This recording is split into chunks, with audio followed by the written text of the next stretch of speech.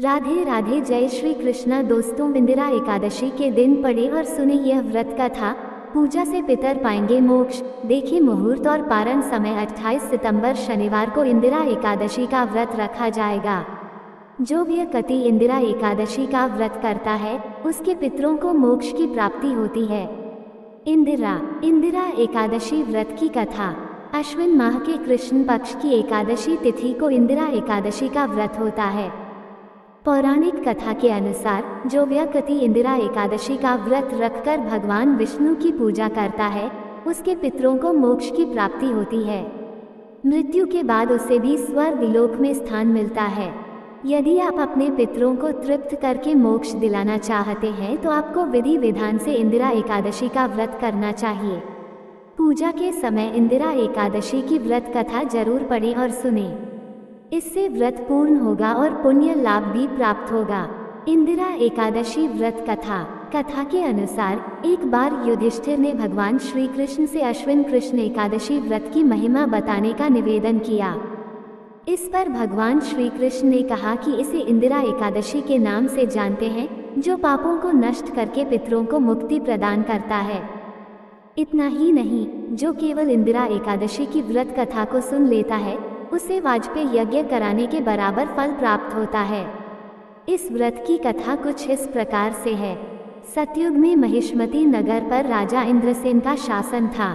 उसका राज्य हर प्रकार के सुख और सुविधाओं से भरा था। धन और धान्य की कोई कमी नहीं थी। एक दिन नारद जी इंद्रसेन के राजदरबार में प्रकट हुए। देवर्षि को देखकर राजा ने उनका आदर सत्कार किया और उनके आने का कारण जानना चाहा।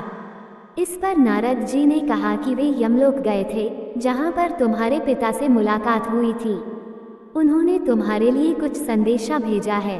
नारद जी ने इंद्रसेन को बताया कि वे एकादशी का व्रत करते थे, किसी कारणवश उसमें विघ्न पड़ गया था। उसकी वजह से उनको यमलोक में यमराज के निकट समय काटना पड़ रहा है। यदि तुम चाहो तो इंदिरा एकादशी का व्रत विधिपूर्वक करो, जिससे उनको मुक्ति मिल सकती है और वे स्वर्ग में स्थान प्राप्त कर सकते हैं। इतना सुनकर राजा इंद्रसेन ने नारद जी से कहा कि आप इंदिरा एकादशी की व्रत विधि बताएं। उसके अनुसार ही वो व्रत करेगा। इस पर नारद मुनि ने कहा कि इंदिरा एकादशी के दिन तुम स्नान के बाद अपने पितरों के लिए तर्पण, श्राद्ध आदि कार्य करो। वहाँ पर भगवान शालिग्राम की मूर्ति जरूर रखना। उसके बाद ब्राह्मण भोज कराओ, दान और दक्षिणा दो। गाय को भी भोजन का कुछ अंश खिला दो। इसके बाद तुम भगवान ऋषिकेश की पूजा फूल, अक्षत, धूप, दीप, नैवेद्य, फल आदि से करो। रात के समय में जागरण करना। उसके अगले दिन दैनिक क्रियाओं से निवृत्त होकर पूजा पाठ करो। ब्राह्मण भोजन, दान, दक्षिणा दो। फिर पारण करके व्रत को पूरा कर लो। नारद जी ने इंद्रसेन से कहा कि तुम विधि विधान से इंदिरा एकादशी का व्रत करोगे तो तुम्हारे पिता को अधोगति से मुक्ति मिल जाएगी। वे स्वर्ग लोक प्राप्त कर पाएंगे। इतना कहकर नारद जी वहां से चले गए। अश्विन कृष्ण एकादशी तिथि को इंदिरा एकादशी आई तो राजा ने नारद मुनि के बताए अनुसार व्रत और पूजन किया। दान और दक्षिणा देकर व्रत को पूरा किया। उस व्रत के पुण्य से उसके पिता को अधोगति से मुक्ति मिल गई और वे यमलोक से मुक्त होकर भगवान विष्णु के लोक चले गए। जब राजा इंद्रसेन की मृत्यु हुई तो उनको स्वर्ग लोक की प्राप्ति हुई। इंदिरा एकादशी 2024 मुहूर्त और पारण। अश्विन कृष्ण एकादशी तिथि का प्रारंभ 27 सितंबर शुक्रवार दोपहर 1:20 से अश्विन कृष्ण एकादशी तिथि का समापन 28 सितंबर शनिवार दोपहर 2:49 पर इंदिरा एकादशी पूजा मुहूर्त सुबह 6:13 से।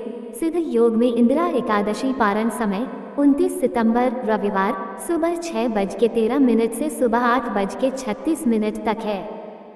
दोस्तों, ये थी आज की कथा। आपको हमारी वीडियो अच्छी लगी हो तो वीडियो को लाइक करें, चैनल को सब्सक्राइब करें, कमेंट में जय श्री राधे कृष्णा लिखना ना भूले। राधे राधे दोस्तों।